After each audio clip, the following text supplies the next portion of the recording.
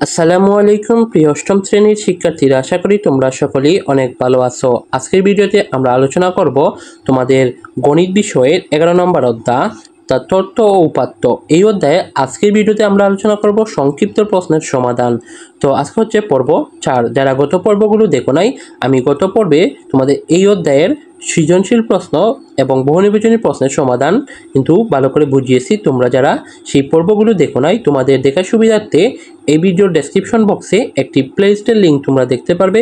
সেই প্লেলিস্টে গেলে তোমরা এই অধ্যায়ে বাকি পর্বগুলো সাজানো আকারে পেয়ে যাবে। তো কৃষকক্ষেত্রে ভিডিও শুরু করার আগে আরেকটি গুরুত্বপূর্ণ কথা বলে নেই। তোমাদের কয়েকদিন আগে আমি আমার ইউটিউব চ্যানেলে অষ্টম শ্রেণী গণিত বিষয়ের অর্থাৎ অর্ধবার্ষিক পরীক্ষার নমুনা প্রশ্নপত্র এবং উত্তরপত্র সমাধান দিয়েছি। তো তোমরা যারা সেগুলো পাও নাই, আমি ডেসক্রিপশন বক্সে সেই পর্বগুলোর লিঙ্ক দিয়ে রাখবো, তোমরা সেখান থেকে সেগুলো দেখতে পারো, অথবা তোমরা আমাদের ইউটিউব চ্যানেলে গেলেই কিন্তু এগুলো পেয়ে যাবে।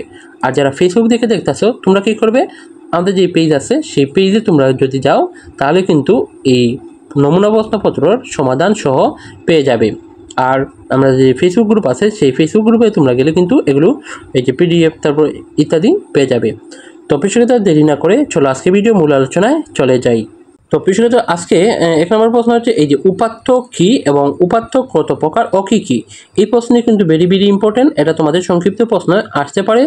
তো এটা তোমরা এই যে পড়ে নিও, এখান থেকে এর সমাধান দেওয়া আছে, তোমরা এগুলো পড়ে নিও। তারপর 2 নম্বর প্রশ্ন হচ্ছে যে পরিসংখ্যান এবং পরিসংখ্যানের উপাত্ত বলতে কী বুঝো। তো এটা হচ্ছে থিওরিক্যাল প্রশ্ন, ইম্পর্টেন্ট প্রশ্ন আছে, তোমরা এটা পড়ে নিও। তারপর 3 নম্বর প্রশ্ন হচ্ছে প্রাথমিক ও মাধ্যমিক উপাত্ত কাকে বলে। তো এই যে এখানে তোমরা এর পড়ে নিও। তারপর হচ্ছে 4 নম্বর প্রশ্ন বিন্যস্ত ও অবিন্যস্ত উপাত্ত কাকে বলে, উত্তর দাও। তো এই যে প্রথমে আমরা বিন্যস্ত উপাত্তের সংজ্ঞা দিব, তারপর উদাহরণ দিব, তারপর আমরা নেক্সটে এই যে অবিন্যস্ত উপাত্ত এবং তার উদাহরণ দিব। তো নেক্সট কোয়েশন হচ্ছে নিচের 25 জন ছাত্রের গণিতের প্রাপ্ত নম্বর দেওয়া আছে, এই যে এত। তো এখানে বলছে যে উপাত্ত মানের ঊর্ধ্বক্রমে সাজাও। তো ঊর্ধ্বক্রম মানে কি, ঊর্ধ্বক্রম মানে হচ্ছে ছোট থেকে বড়। তো আরেকটি কথা বলে নেই, এই অধ্যায়ে তোমাদের যদি সমস্যা থাকে তাহলে এই অধ্যায়ের উপর A to Z বইয়ের অনুশীলনী প্রশ্নের সমাধান সহ কিন্তু আমি ভালো করে ধরে ধরে ডিটেলস বুঝিয়েছি। তো তোমরা যদি সেই পর্বগুলো করো তাহলে ইনশাল্লাহ এই অধ্যায়ের উপর তোমাদের 0% সমস্যা থাকবে না। আর যদি এই যে সৃজনশীল প্রশ্ন বৈনবিজনী প্রশ্ন আমি যে ভিডিও আপলোড দিচ্ছি এগুলো যদি তোমরা একদম ফুলফিল কমপ্লিট করতে পারো তাহলে তোমাদের অর্ধবার্ষিক এবং বার্ষিক বলো কোনো জায়গায় তোমরা এই অধ্যায়ে যে কোনো প্রশ্ন আসলে 100% পারবে। তো অবশ্যই তোমরা সেগুলো দেখে নিও। তো সেক্ষেত্রে আমরা বলাচ্ছিলাম যে ঊর্ধ্বক্রম কি, তো ঊর্ধ্বক্রম মানে হচ্ছে ছোটো থেকে বড়। তো এই যে উপাত্ত, এই উপাত্তগুলোকে আমরা ছোট থেকে বড় আকারে এখানে সাজাবো, জাস্ট এটাই। তারপর নেক্সট কোয়েশন এখানে বলছে গণসংখ্যা নিবেশন সারণী তৈরির ধাপ কয়টি ও কী কী। তো এগুলো কিন্তু আমরা যে তোমাদের বইয়ের পাঠ্য বইয়ের অংশেই পড়েছিলাম যে আমরা গণসংখ্যা সারণী নিবেশন তৈরি করতে হলে এই যে 4টা ধাপ, এই 4টা ধাপ আমাদের ফলো করতে হবে। তো তোমরা এগুলো কিন্তু মুখস্থ করে নিও, এদের থিওরিক্যাল প্রশ্ন, তোমরা এটা মনে রাখবে। তারপর নেক্সট কোয়েশনে বলছে পরিসর কাকে বলে, পরিসর নির্ণয় সূত্র লিখো। তো এই যে পরিসর কাকে বলে, প্রথম সংখ্যা, তারপর পরিসর নির্ণয় সূত্র হচ্ছে সর্বোচ্চ সংখ্যা মাইনাস সর্বনিম্ন সংখ্যা যোগ 1। তারপর নেক্সট কোয়েশন হচ্ছে এই উপাত্ত সংখ্যাগুলোর পরিসর নির্ণয় করো। তো এই যে আমরা সর্বোচ্চ সংখ্যা এখান থেকে খুঁজে নিব, সর্বোচ্চ সংখ্যা হচ্ছে কত, 14, আর সর্বনিম্ন হচ্ছে 5। তারপর এই যে জাস্ট মান বসাবো, মান বসানোর পর আমরা ক্যালকুলেশন করলে পাবো 10, অর্থাৎ নির্ণয় পরিসর হচ্ছে কত, 10। তারপর এখানে নেক্সট কোয়েশনে বলছে গণিতের প্রাপ্ত নম্বর নিচে দেওয়া আছে, উপাত্তের পরিসর নির্ণয় করো। তো ফার্স্ট অফ অল আমরা এখান থেকে সর্বোচ্চ সংখ্যা এবং সর্বনিম্ন সংখ্যা কিন্তু বের করে নিব। এই যে 88 সর্বোচ্চ আর সর্বনিম্ন হচ্ছে 34। তারপর এই পরিসর নির্ণয় সূত্রটি লিখব, লেখার পর তারপরে যে মানগুলো বসাইয়া আমরা ক্যালকুলেশন করব, তাহলে আমাদের অ্যান্সার হবে কত, 53। তারপর নেক্সট কোয়েশনে বলছে শ্রেণী সংখ্যা কী, শ্রেণী সংখ্যা নির্ণয় সূত্র লিখো। তো এই যে শ্রেণী সংখ্যা হচ্ছে এনটুকু, আর শ্রেণী সংখ্যার সূত্র হচ্ছে পরিসর বাই শ্রেণী বিভক্তি। আর এই যে এখানে বলছে যে পূর্ণ সংখ্যায় রূপান্তর, অর্থাৎ আমাদের যে শ্রেণী সংখ্যা এইভাবে মান আসে যে মনে করো 4.6, এটাকে আমরা সমান দিয়ে কী লিখি, 5। এই কথাই বলা আছে যে পূর্ণ সংখ্যায় রূপান্তর, এটা কিন্তু দশমিক সংখ্যা, এই দশমিক সংখ্যা আসলে আমরা এইভাবে পূর্ণ সংখ্যায় রূপান্তর করবো, এই কথাই বলা হয়েছে। তারপর এখানে নেক্সট কোয়েশনে বলছে উপাত্ত কোনো উপাত্তের সর্বোচ্চ মান 85, সর্বনিম্ন মান 45 এবং শ্রেণীব্যাপ্তি 5 হলে শ্রেণী সংখ্যা কত। তো এখানে কিন্তু তোমাদের দুইটি কোয়েশন একলগেই মানে একই প্রশ্নের মধ্যে দুইটি কোয়েশন ঢুকিয়ে দিয়েছে। তো এখানে এই যে শ্রেণী সংখ্যা, তো শ্রেণী সংখ্যার সূত্র হচ্ছে পরিসর বাই শ্রেণীব্যাপ্তি। তো এখন এই পরিসর আমরা কিন্তু এখানে কোনো মান দিয়েছে না, তো আমরা এই পরিসরের মানগুলো বের করে নিব। তো এই যে সর্বোচ্চ সংখ্যা মানে সর্বনিম্ন সংখ্যা, মান বসানোর পর আমরা ক্যালকুলেশন করলে পাবো কত 41। তারপরে এই যে এখানে 41 বসাবো, আর শ্রেণীব্যাপ্তি এখানে এই যে বলেই দিছে 5, তো 5 দিয়ে আমরা ভাগ করলে পাবো 8.2। আর এই যে তো এখানে বলেছিল যে পূর্ণ সংখ্যায় রূপান্তর, তাই আমরা এই যে 8.2কে পূর্ণ সংখ্যায় রূপান্তর, যেহেতু এটি দশমিক সংখ্যা তাই এই যে দশমিক আগের সংখ্যার সাথে 1 যোগ করবো। তো 8-এর সাথে 1 যোগ করলে কত হবে 9। আইও বুঝতে পেরেছ। তারপর এখানে নেক্সট কোয়েশ্চন, তো এই যে প্রশ্নগুলি, এই প্রশ্নগুলো কিন্তু আমি তোমাদের যে ইম্পর্টেন্ট প্রশ্ন সেগুলো কিন্তু এখানে তুলে ধরছি। তো এখানে কয়েকটি বাদও পড়েছে, তাই এখানে কিন্তু প্রশ্ন নাম্বার 34, এটা তোমরা বুঝে নিও। তো এখানে বলছে যে এর গড় নির্ণয় করো। তো আমরা জানি গড় নির্ণয় সূত্র হচ্ছে উপাত্ত সমূহের সমষ্টি আর উপাত্ত সমূহের সংখ্যা। তো সমষ্টি মানে আমরা জানি যে যোগফল। তো এই যে উপাত্ত, এই উপাত্তগুলো জাস্ট আমরা এইভাবে যোগ আকারে লিখবো। তারপর যোগ করলে পাবো এখানে 62, আর উপাত্তের সংখ্যা মানে এখানে কয়টি সংখ্যা আছে 7, তাহলে আমরা ভাগ করলে পাবো 8.86 প্রায়।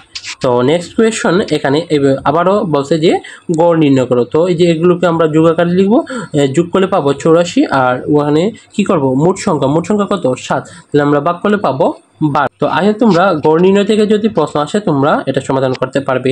তারপর এখানে বলছে উপাত্তগুলোর মধ্যক নির্ণয় করো। তো এই যে মধ্যক নির্ণয়ের ক্ষেত্রে তোমরা দেখতে হবে এই যে উপাত্তগুলো, এই উপাত্তগুলো বিন্যস্ত আকারে না অবিন্যস্ত আকারে দেওয়া আছে, এটা তোমাদের ফার্স্ট অফ অল খেয়াল রাখতে হবে। তো এগুলো যে আমরা বলতে পারি এগুলো হচ্ছে অবিন্যস্ত উপাত্ত, অর্থাৎ এলোমেলো করে সাজানো দেওয়া আছে। তো মধ্যক নির্ণয়ের ক্ষেত্রে বা প্রচুরক নির্ণয়ের ক্ষেত্রে ফার্স্ট অফ অল এই অবিন্যস্ত উপাত্তকে আমরা বিন্যস্ত আকারে সাজাবো। তো বিন্যস্ত আমরা জানি যে দুইভাবে হয়, মানের ঊর্ধ্বক্রম আর হচ্ছে অর্ধক্রম। তো আমরা এখানে কি করব যে মানের ঊর্ধ্বক্রম অনুসারে সাজাবো, অর্থাৎ ছোট থেকে বড় এই যে সাজানো হয়েছে। তারপর আমরা এখানে গণে নিব যে এখানে কয়টি সংখ্যা, এখানে হচ্ছে 8, যা জোড় সংখ্যা। তো আমরা জানি মধ্যক নির্ণয়ের ক্ষেত্রে দুইটি সূত্র আছে, একটা হচ্ছে এই যে জোড় সংখ্যার ক্ষেত্রে এই সূত্র, আর বিজোড় সংখ্যার ক্ষেত্রে হচ্ছে n+1/2, এটা হচ্ছে বিজোড় সংখ্যার ক্ষেত্রে। তো এই যে এখানে আমরা লিখব যে n/2 তম পদ প্লাস n/2 প্লাস 1 তম পদ।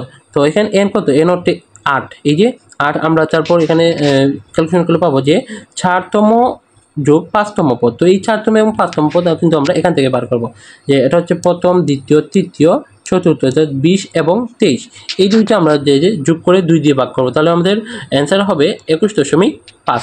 আই এর বিষয়টা বুঝতে পেরেছ। তারপর নেক্সট কোয়েশ্চন এখানে বলছে সংখ্যাগুলোর মধ্যক কত। তো যে এখানে আবার সেম কোয়েশ্চন বলছে যে মধ্যক নির্ণয় করতে। তো ফার্স্ট অফ অল এই উপাত্তগুলো কিন্তু এখানে অবিন্যস্ত আকারে সাজানো আছে, আমরা কি করব এগুলোকে মানের ঊর্ধ্বক্রমে অর্থাৎ সাজিয়ে লিখব। তারপর এখানে কয়টি সংখ্যা 11, তো 11 কি জোড় সংখ্যা। তো আমরা এই যে বিজোড় সংখ্যার সূত্র লিখব যে n+1/2। তো এখানে n কত 11 যোগ 1 সমান হচ্ছে কত, এখানে যে 6তম পদের মান। তো এই যে 6তম পদ, এটা প্রথম, দ্বিতীয়, তৃতীয়, চতুর্থ, পঞ্চম, এই যে 10 হচ্ছে 6তম পদের মান। তো অতএব আমাদের মধ্যক কত 10। আই বিষয়ে তোমরা বুঝতে পেরেছ। তারপর নেক্সট কোয়েশনে বলছে এখানে যে কয়েকজন শিক্ষার্থী পরীক্ষায় প্রাপ্ত নম্বর সারণী দেওয়া আছে। তো এখান থেকে মধ্যক শ্রেণী অবস্থিত তা নির্ণয় করতে বলছে। তো মধ্যক যদি এভাবে সারণী থেকে নির্ণয় করতে বলা হয়, তাহলে আমরা এই যে ক্রমোদিত গণসংখ্যা, এই কলামটি আমাদের এক্সট্রা দিতে হবে। তো এই ক্রমোদিত গণসংখ্যা জাস্ট আমরা এই যে প্রথম যে গণসংখ্যা সেটা লিখবো, লিখার পর এভাবে আড়াআড়িভাবে যোগ দিব, যে এই 8 আর 8, 8 আর 12 হচ্ছে 20, 20 আর 18 হচ্ছে 38, এইভাবে আমরা যোগ করবো। তারপর এখানে কত n সমান হচ্ছে 72, এগুলো যোগ করলে আমরা 72 পেয়েছি। তো এই 72 হচ্ছে জোড় সংখ্যা। তো আমরা কি করবো যে মধ্যপদ হচ্ছে n/2, অর্থাৎ 36তম পদ। তো এই যে 36তম পদ, এই 36তম পদ কিন্তু আমরা এখান থেকে দেখবো যে এই কলামে আছে, অর্থাৎ 20 থেকে শুরু হয়েছে, 38 শেষ হয়েছে, অর্থাৎ এই 38 কলামে কিন্তু 36 আছে। তাহলে আমরা এই যে 60 থেকে 69, এটা হচ্ছে মধ্যক শ্রেণী। তো এই যে মধ্যক শ্রেণী অবস্থিত, এই বুঝতে পেরেছ। তারপর নেক্সট কোয়েশ্চন বলছে উদাহরণ সহ প্রচুরকের সংখ্যা। তো এই যে এখানে কিন্তু সংখ্যা দেওয়া আছে, তোমরা থিওরিক্যাল প্রশ্ন এগুলো পড়ে নিবে। তারপর এখানে বলছে উপাত্তগুলোর প্রচুরক কোনটি। তো ফার্স্ট অফ অল এই যে আমি বলেছিলাম না যে এই অবিন্যস্ত উপাত্ত যদি থাকে মধ্যক এবং উপাত্ত নির্ণয় করার সময়, তাহলে এগুলোকে আমরা বিন্যস্ত আকারে সাজাবো। তারপর এখানে বলছে যে প্রচুরক। তো প্রচুরক জানি যে আমরা একটি সংখ্যা সর্বাধিকবার থাকবে, সেটা হচ্ছে প্রচুরক। তো এখানে হচ্ছে 9 2 বার এবং 11 আছে 2 বার। তো অতএব প্রচুরক হচ্ছে কত 9 এবং 11। তারপর এখানে নেক্সট কোয়েশনে বলছে যে এতে তো সংখ্যাগুলোর প্রচুরক নির্ণয় করো। তো যে ফার্স্ট অফ অল আমরা এগুলোকে মানে ঊর্ধ্বক্রমে সাজাবো, তারপর এখানে দেখবো যে কোন সংখ্যা সবচেয়ে বেশি আছে। তাহলে যদি তোমরা এখানে লক্ষ্য করো যে 13 আছে 3 বার, তো অতএব নির্ণয় প্রচুরক হবে কত 13। আশা করি তোমরা বুঝতে পেরেছো।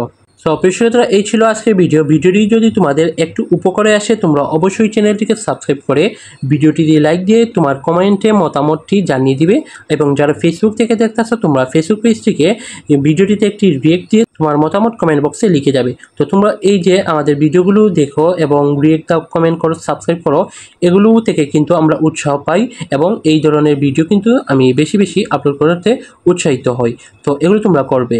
সো প্রিয় সর্বশেষ কথা, তোমাদের এই যে অষ্টম শ্রেণীর গণিত বিষয়ের 11 নম্বর অধ্যায়, এই অধ্যায়ের A to Z অর্থাৎ তথ্য উপাত্ত, এই অধ্যায়ের A to Z অর্থাৎ তোমাদের যে বইয়ের উদাহরণ সহ তারপর অনুশীলনী প্রশ্নের সমাধান, তোমরা মধ্যক কীভাবে নির্ণয় করবে, গড় নির্ণয় করবে, আয়তলেখ, তারপরে যে এগুলো কিন্তু ডিটেলস আলোচনা করেছি। একটি প্লেলিস্টের লিঙ্ক তোমরা ডেসক্রিপশন বক্সে দেখতে পারবে। সেই প্লেলিস্টের ভিডিওগুলো যদি তোমরা করো তাহলে কিন্তু এই অধ্যায়ের উপর তোমাদের 0% সমস্যা থাকবে না। আর এই যে তার সাথে সাথে এই যে সৃজনশীল প্রশ্ন, এই ভিডিওগুলো দেখার পর তোমরা এই যে সৃজনশীল প্রশ্ন, তারপর বর্ণনীয় প্রশ্ন আর এই যে সংক্ষিপ্ত প্রশ্ন সমাধান, এগুলো যদি করো তাহলে কিন্তু তোমাদের অর্ধবার্ষিক এবং বার্ষিক পরীক্ষার জন্য এই অধ্যায় কিন্তু একদম কমপ্লিট হয়ে যাবে। তো প্রিয় আরেকটি গুরুত্বপূর্ণ কথা, তোমাদের অষ্টম শ্রেণীর গণিত বিষয়ে আমি একটি নমুনা প্রশ্নপত্র আপলোড করেছি 2 দিন আগে। তো তোমরা যারা সেটি দেখো নাই, এই ভিডিও ডেসক্রিপশন বক্সে সেই পরবর্তী লিঙ্ক দেওয়া থাকবে, তোমরা সেখান থেকে দেখে আসতে পারো। এবং সেই ভিডিওর নমুনা প্রশ্নপত্রের উত্তরপত্র কিন্তু আমি সমাধান করে দিচ্ছি, তোমরা অবশ্যই সেগুলো দেখে নিবে। আর যারা ফেসবুক থেকে দেখছো তোমরা ফেসবুক পেজটিকে ফলো দিয়ে ক্যাপশনে একটি গ্রুপে লিঙ্ক দেখতে পারবে, সেই গ্রুপে যুক্ত হলে তোমরা সকল কিছু পেয়ে যাবে। তো সবাইকে নেক্সট ভিডিও দেখার আমন্ত্রণ জানিয়ে আজকের ভিডিও এখানে শেষ করছি। আল্লাহ হাফেজ।